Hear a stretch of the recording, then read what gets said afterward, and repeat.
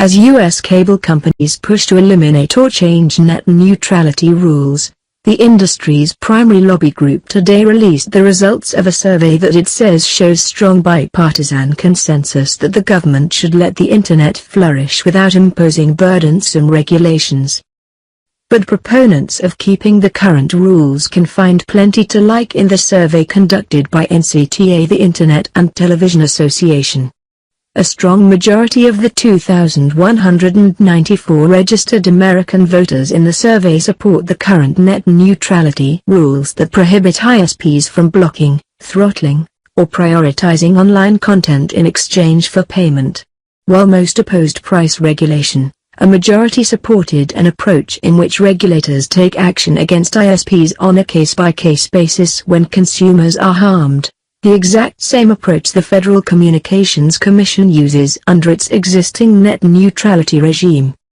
Full results of the NCTA survey conducted with Morning Consult are available here. About 61% of respondents either strongly or somewhat support net neutrality rules that say ISPs cannot block, throttle, or prioritize certain content on the Internet. Only 18% oppose net neutrality, as the rest don't know what it is or had no opinion.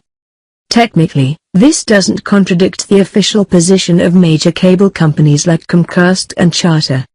These companies say they support the core net neutrality rules, while merely opposing the FCC's use of its common carrier authority under Title II of the Communications Act to enforce them. But the net neutrality rules imposed in 2015 depend on Title II because of a 2014 court decision that prevented the FCC from enforcing the rules without reclassifying ISPs as Title II common carriers. The first slide in the NCTA survey results trumpets broad support for light touch regulation. But instead of signaling broad opposition to Title II, the wording of the question shows that Americans support an approach that's consistent with the one taken by the FCC's then Democratic leadership in 2015, and which the FCC's current Republican leadership wants to overturn. The survey asked, when it comes to the role of the federal government in regulating access to the Internet, which of the following comes closest to your view, even if none are exactly right?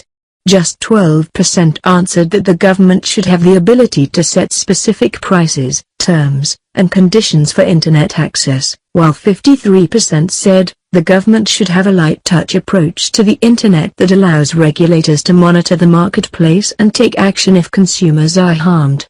The only other option people could choose was, the government should not regulate the Internet at all. The problem with the ability to set specific prices and take action if consumers are harmed survey answers is that both of them accurately describe the current federal system. The FCC does have the ability to set specific Internet prices, but it doesn't do so and has no intentions of doing so.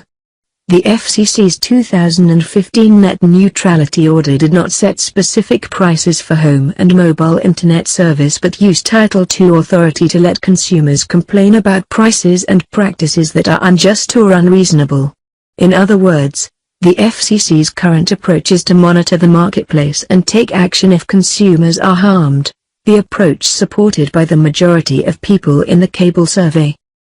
NCTA spokesperson Brian Dietz defended the survey, claiming that the FCC actually didn't forbear from price regulation. To prove his point, he linked to an article which notes that the Commission declined to forbear from Sections 201 and 202, which prohibit unjust or unreasonable charges, practices, and classifications, and which prohibit unjust or unreasonable discrimination.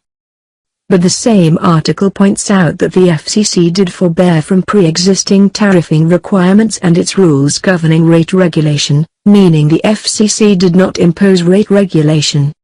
The FCC uses Section 201 and 202 to take action if consumers are harmed, but does not set specific prices, terms, and conditions for Internet access. While the Title II order enables a complaint system for consumers to object to unjust or unreasonable prices, we're not aware of any cable company being ordered to lower its prices as a result of that process. even if companies were occasionally forced to lower prices in response to complaints. That would be consistent with the case-by-case system supported by the majority of people in the cable industry survey. NCTA's concerns about price regulation thus have nothing to do with the current FCC system. Instead, they are focused on what a hypothetical future FCC leadership might do. Dietz said that the NCTA is worried that any FCC can decide to use preemptive price regulations, allowed by Title II. Just because, former Chairman Tom Wheeler said he wouldn't, others can easily. That's true, but that was also true before the 2015 decision to reclassify ISPs as common carriers. Dietz argued that the FCC couldn't use price regulation authority on broadband until it was reclassified to Title II in 2015. But the authority to use Title II and impose price regulation doesn't come from decisions made by the FCC. The authority to classify telecommunications companies as common carriers comes from Congress, via the Communications Act of 1934, and was upheld by a federal appeals court last year when the NCTA and others unsuccessfully sued the FCC to overturn the current net neutrality rules. The FCC's legal authority to reclassify Internet service however it wishes is exactly what current Chairman Ajit Pai is banking on in his proposal to undo the Title II classification. Whether the FCC currently treats ISPs as common carriers or not doesn't change the fact that the FCC has the underlying authority to do so, and that authority also lets the FCC impose price regulation. The FCC can also reclassify ISPs as common carriers without imposing any price limits on Internet service, as it did in 2015. Having the Title II classification of ISPs on the books in advance could make it easier for a future FCC to impose price limits on broadband. But an FCC intent on using rate regulation could use its reclassification powers at any time it deems fit as long as it follows the appropriate process. The FCC could even try to impose price caps on Internet service without using Title II. That's because of a 1996 addition to the Communications Act, authorized by a Republican-led Congress, that says the FCC may use price cap regulation to encourage broadband deployment. None of this changes the fact that the FCC has not told cable companies what prices they are allowed to charge for home Internet service. One can oppose price regulation and support keeping the current system in place. Pai and other net neutrality opponents claim that the rules are an overreaction to theoretical harms, rather than actual occurrences. Advocacy group Free Press has an answer for that, with this list of actions by the likes of Comcast, AT&T, and Verizon that either blocked or impeded access to certain online services. The most convincing part of the cable survey for the anti-Title II side is that 51% of respondents said, Internet access should not be considered a public utility regulated by the federal government. Only 33% said Internet access should be a regulated utility, and 16% didn't know or had no opinion. This came in response to the question, as you may know, a public utility is an essential public service, such as electricity, water, or gas, that is regulated by government. Knowing this, which of the following do you agree with more, even if neither is exactly right? Pluralities of survey respondents also agreed that utility-style regulation for ISPs would worsen tech innovation and decrease private sector tech investments. But while the cable lobby argues that the FCC currently treats ISPs as utilities by virtue of the Title II classification, people answering these survey questions probably wouldn't see much similarity between the current state of cable company regulation and regulation of electricity, water, and gas service.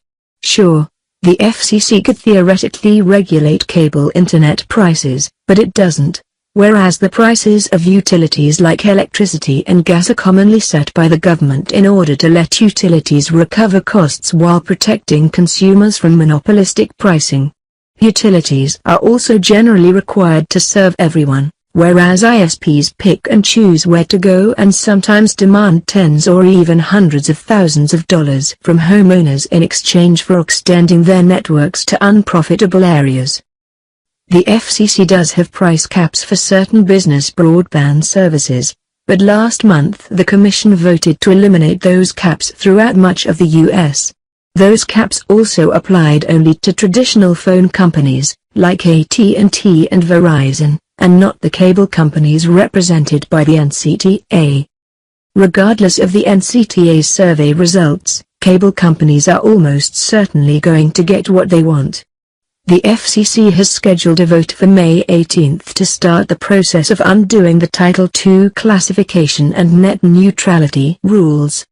The FCC will accept comments on the proposal until August 16, or at least when the FCC's website is working, but Paya has already made it clear that he intends to reverse the Title II classification and is not committing to any rules against blocking, throttling, or paid prioritization.